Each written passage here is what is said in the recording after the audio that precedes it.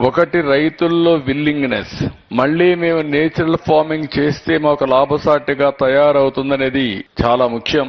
రైతుల్లో అలాంటి ఆలోచన వచ్చింది, దానికి చాలా సంతోషపడుతున్నా.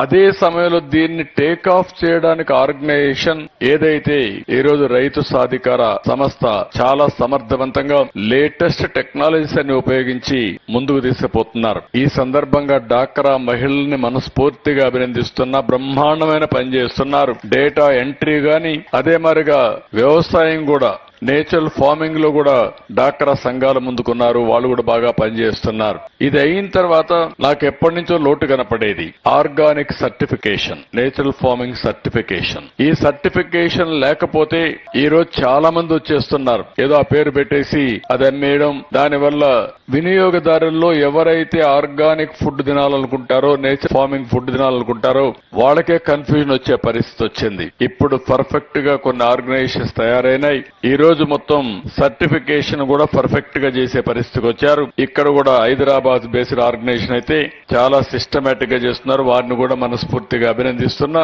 ఇలాంటి ఆర్గనైజేషన్స్ దగ్గర 40-50 దాకా వచ్చాయి. 10% నేచురల్ ఫార్మింగ్ అంతా కూడా హైదరాబాద్ బేస్డ్ ఆర్గనైజేషన్ చేసే పరిస్థితికి వచ్చారు. ఇది శుభ పరిణామం.